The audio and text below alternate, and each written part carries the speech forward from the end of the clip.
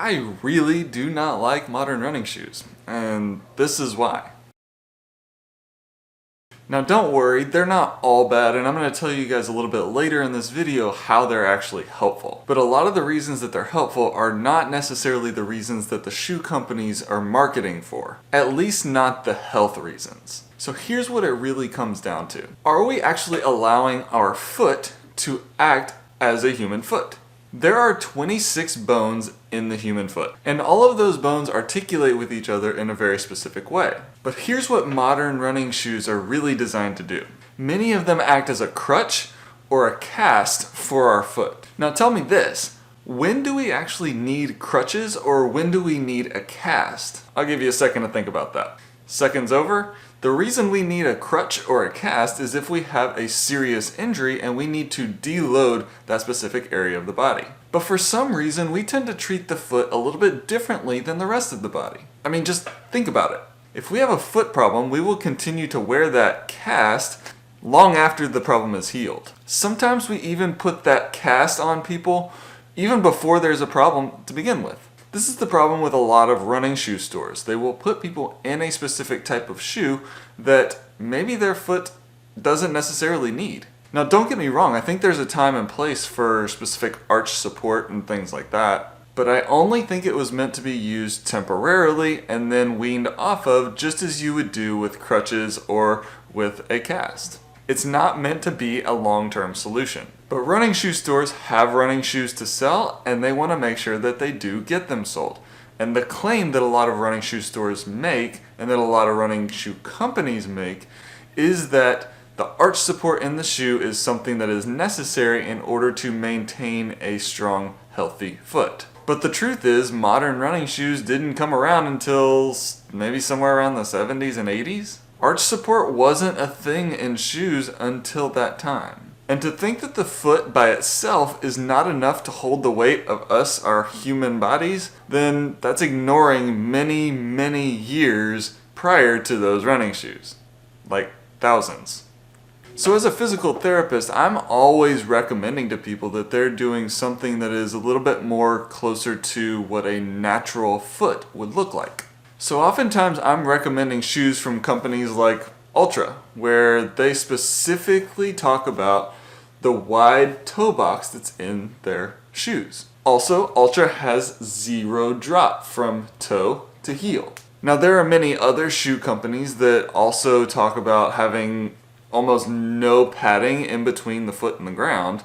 Altra tends to go in the other direction. They do put some padding in between the foot and the ground. And I do think that that padding is helpful, even though it's not true minimal. But the point being, does the shoe allow your foot to act the way a normal foot should act? Now Altra does make some shoes that have arch support in them, and those particular shoes I'm not super fond of. But let me tell you when arch support is actually helpful. So the problem with modern running shoes is that a lot of times they assume that every single person needs arch support in their shoes. But it's just not the case. Many people have strong enough feet to be able to support their own arches. And then whenever you go and put arch support under that foot, it creates a reliance on that arch support and then the foot can't get strong enough on its own. So I like to create an environment in the shoe that allows for the foot to strengthen itself. And oftentimes that means taking out arch support, not putting in extra arch support, that's for sure, but also thinking about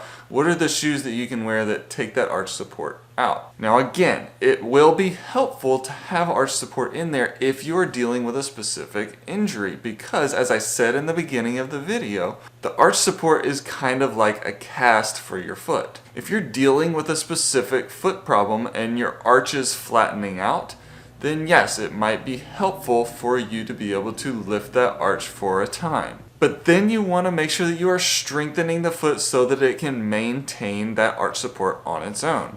Now, of course, not everybody is going to be able to do this. Every foot is completely different. In fact, my right foot and my left foot are completely different from one another. Some people just have flatter feet than others. And those are anatomical differences that are present in pretty much everybody. But here's the thing. our bodies are extremely adaptable. And we all have the ability to strengthen the feet so that even if we have a naturally flatter arch, we can still provide our own support to our feet whenever we're walking and running and moving around. Now the problem is a lot of our feet are extremely weak because from a very young age we get these shoes that are always providing us arch support. It's usually the kids that are running around barefoot that end up with the really strong feet into adulthood. But if we put shoes on our feet from the age of 3 and those shoes always have arch support, then our foot never has the ability to grow and develop and strengthen over time as we're doing our normal daily walking. So when we finally reach adulthood and we're dealing with plantar fasciitis and we're dealing with peroneal tendonitis and things of that sort, it's most likely because of the fact that we were putting these arch supporting shoes on our feet from a very young age and we did not have the opportunity to strengthen naturally over time. Now I promised you that we were going to talk about the good things with modern running shoes, so give me a second, I'm almost there. But before that, I want to encourage you guys to make sure that you are giving kids shoes in which their feet can do things in a natural way. That may mean passing on the latest Air Jordans or the latest cute Nike running shoes, but instead putting a child into shoes that allow their foot to bend and move and flex, and so that their foot can strengthen as they're doing their normal play. Okay, Justin, you've put it off long enough. What's the good with modern running shoes? Now there's a lot of claims that running shoes make, but the health benefits may not necessarily be part of it until you're actually dealing with a specific injury. If you're dealing with an injury in which impact creates pain, then yes, it might be helpful for you if you are putting a little bit of extra cushioning under your foot so that that impact is not as great. Now this can be a double-edged sword because when you know you have that extra cushion, you might tend to rely on it more and you might hit the ground even harder, thus creating more of a problem. But if you're able to maintain a good soft running form, then yeah, a little extra padding can go a long way. Now another reason that they're good is because these foams in these shoes, they definitely have some spring back quality to them. So if you're looking for a specific performance in which you're trying to run fast, then having foams under your foot that actually add to that spring, yeah, that's going to be helpful. And of course now we've got carbon plates which just kind of supercharge that. So do I think that modern running shoes are all bad? Of course not. I've got a couple of pairs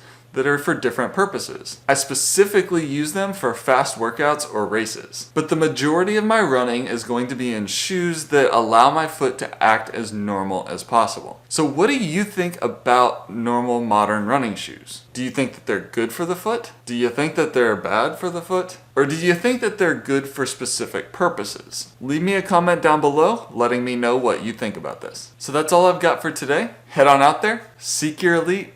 God bless, and I'll see you next time.